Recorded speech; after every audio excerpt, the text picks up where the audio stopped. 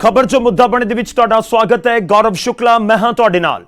अज गल कोरोना दे नवे variant Omicron दे cases वध रहे ने ते चिंता नूं भी वधा रहे ने। इस दे नाल ही गल करांगे अज पटियाला तो एक हैरान कर देण वाला मामला सामने आया है उस दी भी।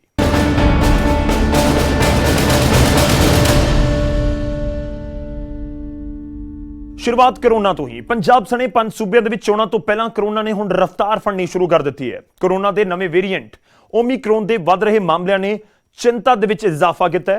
पंजाब च एक दिन अंदर 332 केस कोरोना के सामने आए हैं। हरियाणा ने कोरोना के वध रहे मामलों को लैके पाबंदियां च इजाफा कर दिता है। चोणों तो पहला कोरोना रिटर्न्स। पंजाब दे विच कोरोना की तेज रफ्तार। कोरोना की तीजी लहर का खतरा। हरियाणा च फिर तो लगियां पाबंदियां कि रद्द होणगियां विधान सभा चोणां। पंजाब समेत 5 सूबियां च विधान सभा चोणां तो पहला फिर तो कोरोना के मामले तेजी नाल वधन लगे ने। कोरोना ने मुड़ तो तेजी दे नाल अपने पैर पसारने शुरू कर दिते ने। सूबे दर सूबे हर दिन कोरोना के मामले वधदे जा रहे हैं, जिसने लोगों के नाल सरकारां दीयां चिंतावां नूं भी वधा दिता है। देश दे विच पिछले 24 घंटे के दौरान कोरोना के 27,000 तो वध नवे केस सामने आए ने। नाल ही 284 लोगों की मौत भी हुई है। इस दे नाल ही कोरोना के सब तो खतरनाक वेरिएंट ओमिक्रॉन के मामलों च तेजी दे नाल वाधा हो रहा है। हुण तक कोरोना के ओमिक्रॉन वेरिएंट के 1525 मामले सामने आ चुके हैं। जेकर गल करिए पंजाब की, तो फिर इत्थों भी कोरोना के परेशान कर देने वाले आंकड़े सामने आए ने।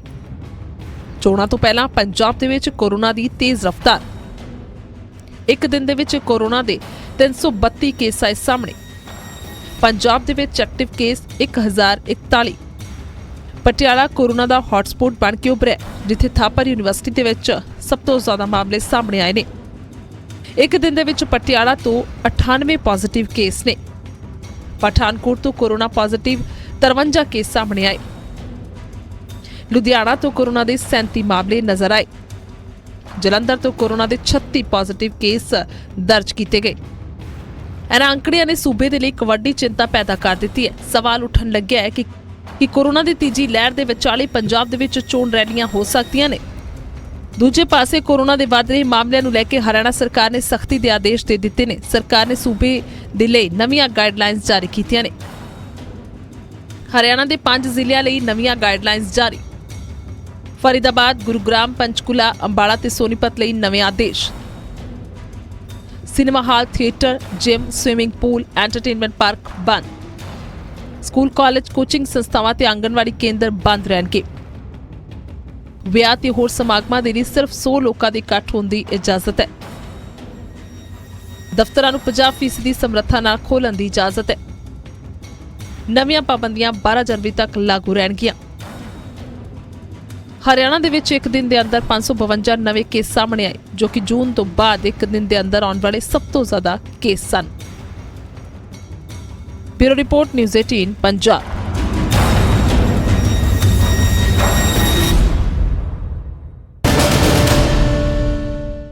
हुण खबर टांडा तो, जिथों दिल दहलाउण वाली वारदात सामने आई। एक बजुर्ग जोड़े नूं अग लगा के जिउंदिया साड़ दिता गया। इल्जाम लगे ने नूंह दे उत्ते।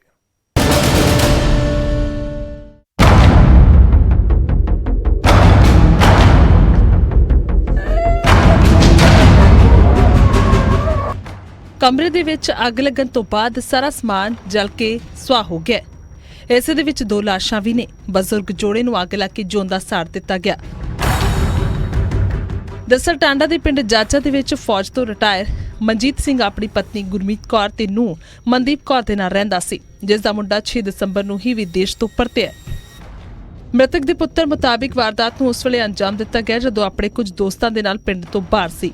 जदों घर आया तां अंदर दा मंजर वेख के वो हैरान हो गया। कमरे दे विच अग लगी हुई सी। उसदे बजुर्ग मां प्यो दी बुरी तरह सड़ियां लाशां पईयां सन ते उसदी पत्नी कुर्सी दे विच बन्नी हुई सी। मैं कल गुरदासपुर गया सी अपने दोस्त कोल ते बाद च रात मैं 10 साढ़े 10 बजे घर आया तो देखा कि अंदर अग लगी हुई है। तो वाइफ मेरी इन्वॉल्व ਇਹਦੇ ਵਿੱਚ, ਕਿਉਂਕਿ ਜਿੱਥੇ ਤੱਕ ਮੈਨੂੰ ਲੱਗਦਾ ਪੂਰੀ ਇਨਵੋਲਵਡ। ਤੇ ਨਾਲ ਕਹਿ ਰਹੀ ਹੈ ਕਿ 4 ਵਜੇ ਦੇ ਕੋਈ ਬੰਦੇ ਆਏ ਸੀ, ਕੋਈ 3 ਕੁ ਬੰਦੇ ਸੀਗੇ ਉਹਦੇ ਨਾਲ। ਮਹੀਨਾ ਮੈਂ ਮੈਰਿਜ 28 ਫਰਵਰੀ ਮੇਰੀ ਮੈਰਿਜ ਹੋਈ ਆ। ਮੈਂ ਮਹੀਨਾ ਇੱਕ ਇੰਡੀਆ ਰਹਿ ਕੇ ਗਿਆ ਸੀ। ਉਸ ਤੋਂ ਬਾਅਦ ਫਿਰ ਮੈਂ ਜੁਲਾਈ 'ਚ ਆਇਆ ਸੀ ਤੇ 10 ਕੁ ਦਿਨ ਰਹਿ ਕੇ ਗਿਆ ਸੀ। ਤੇ ਹੁਣ ਮੈਂ 7 ਦਸੰਬਰ ਨੂੰ ਆਇਆ ਸੀ ਇੱਥੇ ਇੰਡੀਆ। ਤੇ ਆਹ ਚੀਜ਼ਾਂ ਮੈਨੂੰ ਦੇਖਣ ਨੂੰ ਮਿਲੀਆਂ। ਕੁਛ ਨਸ਼ੀਲੀਆਂ ਦਵਾਈਆਂ ਵੀ ਇਹਦੇ ਕੋਲੋਂ ਫੜੀਆਂ ਨੇ, ਜਿਹਦੇ ਵਿੱਚ ਨੀਂਦ ਦੀਆਂ ਗੋਲੀਆਂ, ਡਿਪਰੈਸ਼ਨ ਵਗੈਰਾ ਦੀਆਂ ਗੋਲੀਆਂ ਨੇ, ਉਹ ਸਭ ਮੈਂ ਆਪ ਫੜੀਆਂ ਨੇ ਇਹਦੇ ਕੋਲੋਂ। ਰਵਿੰਦਰ ਦਾ ਇਲਜ਼ਾਮ ਹੈ ਕਿ ਉਸ ਦੀ ਪਤਨੀ ਨੇ ਬਾਹਰੋਂ ਬੰਦੇ ਮੰਗਵਾ ਕੇ ਕਤਲ ਦੀ ਇਸ ਵਾਰਦਾਤ ਨੂੰ ਅੰਜਾਮ ਦਿੱਤਾ ਹੈ। ਰਵਿੰਦਰ ਦੇ ਮੁਤਾਬਿਕ ਉਸ ਨੂੰ ਆਪਣੀ ਪਤਨੀ ਦੇ ਕਿਸੇ ਸ਼ਖਸ ਦੇ ਨਾਲ ਨਾਜਾਇਜ਼ ਸੰਬੰਧ ਹੋਣ ਦਾ ਸ਼ੱਕ ਹੈ, ਜਿਸ ਦੇ ਨਾਲ ਫੋਨ ਤੇ ਗੱਲ ਕਰਨ ਤੋਂ ਉਹ ਆਪਣੀ ਪਤਨੀ ਨੂੰ ਰੋਕਦਾ ਸੀ, ਜਿਸ ਤੋਂ ਗੁੱਸੇ 'ਚ ਹੋ ਕੇ ਉਸ ਦੀ ਪਤਨੀ ਸੱਸ ਸਹੁਰੇ ਨੂੰ ਪਰੇਸ਼ਾਨ ਕਰਦੀ ਰਹਿੰਦੀ ਸੀ ਤੇ ਹੁਣ ਇਸ ਵਾਰਦਾਤ ਨੂੰ ਅੰਜਾਮ ਦੇ ਦਿੱਤਾ ਗਿਆ।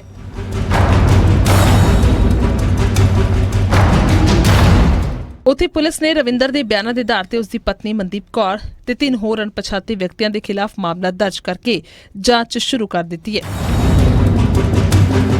ਰਵਿੰਦਰ ਦੇ ਬਿਆਨਾਂ ਤੇ ਕੀਤਾ ਗਿਆ, ਉਹਦੀ ਵਾਈਫ ਦੇ ਖਿਲਾਫ ਦਰਜ ਕੀਤਾ ਗਿਆ, ਕਿਉਂਕਿ ਉਸ ਟਾਈਮ ਉਹਦੀ ਵਾਈਫ ਘਰੇ ਸੀਗੀ ਔਰ ਉਹਨਾਂ ਨੂੰ ਯਕੀਨ ਹੈਗਾ ਕਿ ਇਹ ਸਾਰਾ ਜਿਹੜਾ ਕਾਰਾ ਹੈਗਾ ਉਹ ਵਾਈਫ ਨੇ ਕਰਵਾਇਆ ਜਾਂ ਕੀਤਾ ਹੈ। ਉਹ ਤਫਤੀਸ਼ ਕਰ ਰਹੇ ਹਾਂ ਜੀ, ਹਜੇ ਅਸੀਂ ਮੁਕੱਦਮਾ ਦਰਜ ਕਰਕੇ ਹੁਣ ਤਫਤੀਸ਼ ਆਰੰਭੀ ਹੈ। ਜੋ ਵੀ ਕਾਰਨ ਸਾਹਮਣੇ ਆਣਗੇ ਉਹਦੇ ਮੁਤਾਬਕ ਕਾਰਵਾਈ ਕੀਤੀ ਜਾਏਗੀ। ਜਿਹੜਾ ਹੁਣ ਤੱਕ ਸਾਹਮਣੇ ਆਇਆ, ਇਹਨਾਂ ਦਾ ਆਪਸੀ ਰੰਜਿਸ਼ ਸੀਗੀ, ਡਿਸਪਿਊਟ ਸੀਗਾ ਆਪਸ ਵਿੱਚ ਘਰੇਲੂ। ਮੁੰਡੇ ਦੇ ਨਾਲ ਵੀ, ਵਾਈਫ ਦਾ ਵੀ ਸੀਗਾ ਔਰ ਪਿੱਛੇ ਫੋਨ ਵੀ ਲੈ ਗਿਆ ਸੀ ਵਾਈਫ ਦਾ ਆਪਣਾ ਇਹਦਾ, ਕਿ ਉਹ ਜਿਹੜੀ ਹੈਗੀ ਹੈ ਉਹਦਾ ਮਿਸਯੂਜ਼ ਕਰ ਰਹੀ ਹੈ। ਸੋ ਇਹਨਾਂ ਦੇ ਨਿੱਜੀ ਜਿਹੜੇ ਹੈਗੇ ਇਖਤਲਾਫ ਜਿਹੜੇ ਸੀਗੇ ਉਹ ਸਾਹਮਣੇ ਆਏ।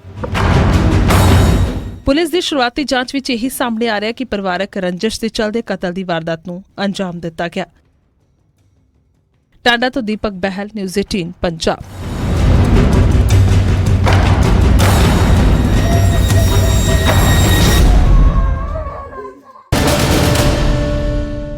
ਹੁਣ ਖਬਰ ਬਠਿੰਡਾ ਤੋਂ ਹੈ, ਜਿੱਥੇ ਲੋਕਾਂ ਨੇ ਚੋਰੀ ਦੇ ਇਲਜ਼ਾਮਾਂ ਦੇ ਵਿੱਚ ਇੱਕ ਨੌਜਵਾਨ ਨੂੰ ਕਾਬੂ ਕੀਤਾ। ਕਈ ਘੰਟਿਆਂ ਤੱਕ ਇੱਕ ਖੰਭੇ ਦੇ ਨਾਲ ਬੰਨ੍ਹ ਕੇ ਰੱਖਿਆ। ਇਲਜ਼ਾਮ ਨੇ ਕਿ ਨੌਜਵਾਨ ਨੇ ਸਰਵਿਸ ਸਟੇਸ਼ਨ ਤੋਂ ਮੋਟਰਸਾਈਕਲ ਚੋਰੀ ਕਰਨ ਦੀ ਕੋਸ਼ਿਸ਼ ਕੀਤੀ ਸੀ। ਇੱਕ ਨੌਜਵਾਨ ਨੂੰ ਖੰਭੇ ਦੇ ਨਾਲ ਬੰਨ੍ਹਿਆ। ਨੇੜੇ ਤੇੜੇ ਲੋਕਾਂ ਦੀ ਭੀੜ ਵੀ ਜੁਟੀ ਹੋਈ ਹੈ। ਪੁਲਿਸ ਨੂੰ ਵੀ ਮੌਕੇ ਤੇ ਬੁਲਾਇਆ ਗਿਆ। ਤਸਵੀਰਾਂ ਬਠਿੰਡਾ ਦੀਆਂ ਨੇ, ਜਿੱਥੇ ਜੀਐਸ ਮੋਟਰਸ ਵਰਕਸ਼ਾਪ ਦੇ ਨੌਜਵਾਨ ਨੂੰ ਰੱਸੀ ਦੇ ਨਾਲ ਬੰਨ੍ਹਿਆ। ਨੌਜਵਾਨ ਤੇ ਇਲਜ਼ਾਮ ਨੇ ਕਿ ਇਸਨੇ ਵਰਕਸ਼ਾਪ ਦੇ ਵਿੱਚ ਖੜਿਆ ਮੋਟਰਸਾਈਕਲ ਚੋਰੀ ਕਰਨ ਦੀ ਕੋਸ਼ਿਸ਼ ਕੀਤੀ, ਜਿਸ ਨੂੰ ਬਾਈਕ ਚੋਰੀ ਕਰਦਿਆਂ ਉੱਥੇ ਮੌਜੂਦ ਇੱਕ ਸ਼ਖਸ ਨੇ ਫੜ ਲਿਆ, ਜਿਸ ਤੇ ਰੋਲਾ ਪਾਉਣ ਤੋਂ ਬਾਅਦ ਹੋਰ ਵੀ ਲੋਕ ਉੱਥੇ ਆ ਗਏ। ਕਈ ਘੰਟਿਆਂ ਤੱਕ ਨੌਜਵਾਨ ਨੂੰ ਇਸੇ ਤਰ੍ਹਾਂ ਖੰਭੇ ਦੇ ਨਾਲ ਬੰਨ੍ਹ ਕੇ ਰੱਖਿਆ ਗਿਆ, ਜਿਸ ਤੋਂ ਬਾਅਦ ਸੂਚਨਾ ਮਿਲਣ ਤੇ ਮੌਕੇ ਤੇ ਪਹੁੰਚੀ ਪੁਲਿਸ ਨੇ ਨੌਜਵਾਨ ਨੂੰ ਗ੍ਰਿਫਤਾਰ ਕਰ ਲਿਆ। ਇਹ ਜੀਐਸ ਮੋਟਰ ਵਾਲਿਆਂ ਤੋਂ ਇਹਨਾਂ ਨੇ ਚੋਰ ਫੜਿਆ ਜੀ, ਇਹਨੂੰ ਲੈ ਕੇ ਚੱਲੇ ਆ ਤੇ ਪੁੱਛਗਿੱਛ ਕਰਦੇ ਇਹਦੇ ਨਾਲ। ਉੱਥੇ ਫੜੇ ਗਏ ਨੌਜਵਾਨ ਨੇ ਕਬੂਲ ਕੀਤਾ ਕਿ ਉਸਨੇ ਮੋਟਰਸਾਈਕਲ ਚੋਰੀ ਕਰਨ ਦੀ ਕੋਸ਼ਿਸ਼ ਕੀਤੀ ਹੈ। ਇਸ ਤੋਂ ਪਹਿਲਾਂ ਵੀ ਉਹ ਚੋਰੀ ਦੀਆਂ ਕਈ ਘਟਨਾਵਾਂ ਨੂੰ ਅੰਜਾਮ ਦੇ ਚੁੱਕਿਆ ਹੈ। ਨਹੀਂ, ਇਹ ਪਹਿਲਾਂ ਨਹੀਂ ਕੀਤੀ। ਉਹ ਇੱਕ ਮੋਬਾਈਲ ਹੋਇਆ ਸੀਗਾ, ਉਹ ਦੇਤਾ ਸੀ। ਕੀ ਕਰਦਾ ਸੀਗਾ? ਅੱਜ ਉਹ ਮੋਟਰ ਨਾਲ ਚਾਦੇ ਨਹੀਂ ਚੱਕਿਆ ਗਿਆ ਜੀ। ਚੱਕਦਾ ਸੀ ਮੋਟਰਸਾਈਕਲ? ਚੱਕਿਆ ਨਹੀਂ ਗਿਆ? ਨਹੀਂ ਚੱਕਿਆ ਨਹੀਂ ਗਿਆ ਚਾਬੀ ਜੀ। ਕਿੱਥੋਂ ਲਈ ਸੀ? ਚਾਬੀ ਉਹ ਵਰਕਸ਼ਾਪ ਤੋਂ ਲਈ ਸੀਗੀ ਜੀ। ਲਗਾਤਾਰ ਵਧ ਰਹੀਆਂ ਚੋਰੀ ਦੀਆਂ ਘਟਨਾਵਾਂ ਤੋਂ ਸ਼ਹਿਰ ਵਾਸੀ ਖਾਸੇ ਪਰੇਸ਼ਾਨ ਨੇ। ਚੋਰਾਂ ਤੇ ਨੱਥ ਪਾਉਣ ਲਈ ਪੁਲਿਸ ਨੂੰ ਸਖਤ ਐਕਸ਼ਨ ਲੈਣ ਦੀ ਲੋੜ ਹੈ। ਬਠਿੰਡਾ ਤੋਂ ਸੂਰਜਪਾਨ, ਨਿਊਜ਼ 18 ਪੰਜਾਬ।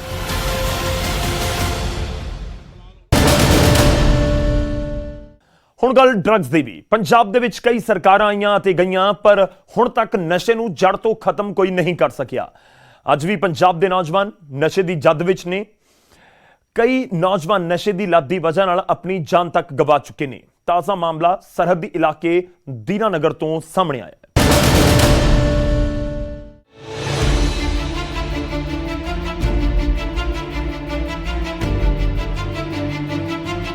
ਕਿ ਪੰਜਾਬ ਦੇ ਵਿੱਚ ਨਸ਼ੇ ਦਾ ਮੁੱਦਾ ਸਿਰਫ ਚੁਣਾਵ ਹੀ ਰਹਿ ਗਿਆ। ਇਸ ਸਵਾਲ ਇਸ ਲਈ ਕਿਉਂਕਿ ਜਦੋਂ ਸੂਬੇ ਦੇ ਵਿੱਚ ਚੋਣਾਂ ਆਉਂਦੀਆਂ ਨੇ ਤਾਂ ਫਿਰ ਵਧਦੇ ਹੋਏ ਨਸ਼ੇ ਦੇ ਮੁੱਦੇ ਤੇ ਜ਼ੋਰ ਸ਼ੋਰ ਮਚਾਇਆ ਜਾਂਦਾ ਹੈ, ਪਰ ਚੋਣਾਂ ਤੋਂ ਬਾਅਦ ਇਹ ਨਤੀਜੇ ਲਿਪਤ ਹੋ ਜਾਂਦੇ ਨੇ, ਕਿਉਂਕਿ ਨਾ ਤਾਂ ਹੁਣ ਤੱਕ ਪੰਜਾਬ 'ਚ ਨਸ਼ਾ ਖਤਮ ਹੋਇਆ ਤੇ ਨਾ ਹੀ ਨਸ਼ੇ ਦੇ ਸੌਦਾਗਰ। ਸ਼ਰੇਆਮ ਅੱਜ ਵੀ ਸੂਬੇ ਦੇ ਕੋਨੇ-ਕੋਨੇ ਦੇ ਵਿੱਚ ਨਸ਼ੇ ਦਾ ਵਪਾਰ ਧੜੱਲੇ ਦੇ ਨਾਲ ਚੱਲ ਰਿਹਾ ਅਤੇ ਪੰਜਾਬ ਦਾ ਨੌਜਵਾਨ ਇਸ ਦਾ ਆਦੀ ਹੁੰਦਾ ਜਾ ਰਿਹਾ ਹੈ। ਪੰਜਾਬ ਦੇ ਸਰਹੱਦੀ ਇਲਾਕਿਆਂ ਦੇ ਵਿੱਚ ਨਸ਼ੇ ਦਾ ਵਪਾਰ ਹੋਰ ਵੀ ਜ਼ਿਆਦਾ ਫੈਲਿਆ ਹੋਇਆ ਹੈ। ਇਹਨਾਂ ਇਲਾਕਿਆਂ ਦੇ ਵਿੱਚ ਨਸ਼ੇ ਦਾ ਵਾਧਾ ਨੈਟਵਰਕ ਕਈ ਨੌਜਵਾਨਾਂ ਦੀ ਜਾਨ ਵੀ ਲੈ ਚੁੱਕਿਆ ਹੈ।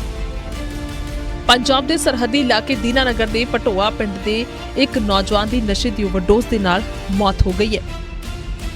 3 ਸਾਲ ਤੋਂ ਚਿੱਟਾ ਲੈ ਰਿਹਾ ਸੀਗਾ ਤੇ ਕੱਲ ਪਿਛਲੇ ਦਿਨ 3 ਵਜੇ ਦੇ ਕਰੀਬ ਓਵਰਡੋਜ਼ ਹੋਣ ਕਰਕੇ ਮੌਕੇ 'ਤੇ ਡੈਥ ਹੋ ਗਈ ਹੈ। ਤੇ ਬਸ ਅਸੀਂ ਇਹੀ ਪ੍ਰਸ਼ਾਸਨ ਨੂੰ ਗੁਜ਼ਾਰਿਸ਼ ਕਰਾਂਗੇ ਕਿ ਜਿਹੜੇ ਚਿੱਟਾ ਵੇਚਦੇ ਆ, ਸ਼ਰੇਆਮ ਚਿੱਟਾ ਇੱਥੇ ਵਿਕਦਾ ਆ। ਇਸ ਪਿੰਡ ਵਿੱਚ ਘੱਟੋ ਘੱਟ ਵੀ ਇੱਕ ਮੁੰਡਾ ਨਹੀਂ 100 ਦੇ ਕਰੀਬ ਮੁੰਡਾ ਇੱਥੇ ਨਸ਼ਾ ਲੈਂਦਾ, ਚਿੱਟਾ ਕਰਦਾ ਆ। ਉਹਨੂੰ ਇਹ ਹੁਸ਼ਿਆਰਪੁਰ ਨਸ਼ਾ ਛੁਡਾਊ ਕੇਂਦਰ ਵਿੱਚ ਲੈ ਕੇ ਗਏ। ਉਹ ਕਹਿੰਦਾ ਸੀ ਅਸੀਂ ਛੱਡਣਾ ਆ, ਪਰ ਨਹੀਂ ਛੱਡ ਸਕਿਆ ਕਿਉਂਕਿ ਨਸ਼ੇ ਨੇ ਉਹਨੂੰ ਇੰਨਾ ਮਜਬੂਰ ਕੀਤਾ ਦਾ ਸੀ, ਉਹ ਨਸ਼ਾ ਛੱਡ ਹੀ ਨਹੀਂ ਸਕਿਆ। ਉਹ ਨਸ਼ਾ ਜਿਹੜਾ ਉਹਦੇ ਹੱਡਾਂ ਵਿੱਚ ਰਚ ਗਿਆ ਸੀ। ਅਸੀਂ ਨਹੀਂ ਚਾਹੁੰਦੇ ਜੋ ਕੁਛ ਸਾਡੇ ਨਾਲ ਹੋਇਆ ਹੁਣ ਹੋਰ ਕਿਸੇ ਮਾਂ ਨਾਲ ਵੀ ਹੋਏ। ਸਾਨੂੰ ਕੱਲੀ ਨਿਊਜ਼ ਨਹੀਂ ਚਾਹੀਦੀ, ਸਾਨੂੰ ਇਹਦਾ ਹੱਲ ਚਾਹੀਦਾ ਕੋਈ ਤੇ ਕੋਈ। ਇਲਾਕੇ ਵਿੱਚ ਇੰਨਾ ਨਸ਼ਾ ਕਿ ਕੋਈ ਹਿਸਾਬ ਹੀ ਨਹੀਂ।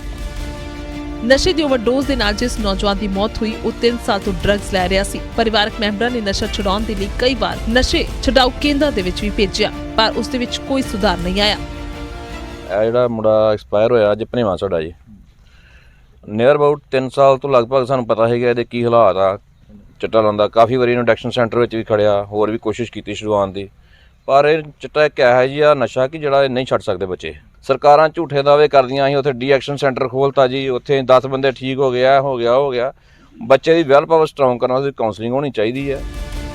ਕਦੋਂ ਤੱਕ ਪੰਜਾਬ ਦਾ ਨੌਜਵਾਨ ਇਸ ਤਰ੍ਹਾਂ ਹੀ ਨਸ਼ੇ ਦੀ ਆਦਤ ਦੇ ਚੱਲਦੇ ਮੌਤ ਦੇ ਮੂੰਹ ਦੇ ਵਿੱਚ ਜਾਂਦਾ ਰਹੇਗਾ? ਕਦੋਂ ਸੂਬੇ ਦੇ ਵਿੱਚੋਂ ਨਸ਼ੇ ਦੀਆਂ ਜੜ੍ਹਾਂ ਖਤਮ ਹੋਣਗੀਆਂ? ਇਹ ਅਜਿਹੇ ਸਵਾਲ ਨੇ ਜਿਨ੍ਹਾਂ ਦਾ ਜਵਾਬ ਮਿਲਣਾ ਨਾਮੁਮਕਿਨ ਜਿਹਾ ਲੱਗਦਾ ਹੈ, ਕਿਉਂਕਿ ਸਿਰਫ ਚੋਣਾਂ ਆਉਂਦੇ ਹੀ ਇਹ ਮੁੱਦਾ ਚੁੱਕਿਆ ਜਾਂਦਾ ਹੈ ਤੇ ਚੋਣਾਂ ਖਤਮ ਹੋਣ ਤੋਂ ਬਾਅਦ ਗਾਇਬ ਹੋ ਜਾਂਦਾ ਹੈ। ਦੀਨਾਨਗਰ ਤੋਂ ਬਿਸ਼ੰਬਰ ਬਿੱਟੂ, ਨਿਊਜ਼ 18 ਪੰਜਾਬ।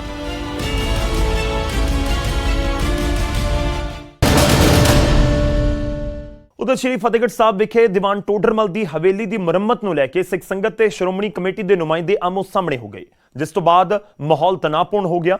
ਸਿੱਖ ਸੰਗਤ ਨੇ ਐਸਜੀਪੀਸੀ ਤੇ ਟੋਡਰਮਲ ਦੀ ਹਵੇਲੀ ਦੀ ਅਣਦੇਖੀ ਦੇ ਇਲਜ਼ਾਮ ਲਗਾਏ ਨੇ।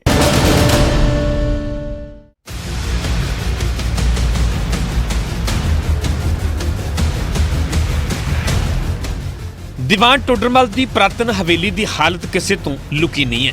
ਇਹ ਤਸਵੀਰਾਂ ਖੁਦ ਬਿਆਨ ਕਰ ਰਹੀਆਂ ਨੇ, ਪਰ ਹਵੇਲੀ ਦੀ ਮੁਰੰਮਤ ਨੂੰ ਲੈ ਕੇ ਵਿਵਾਦ ਖੜਾ ਹੋ ਗਿਆ।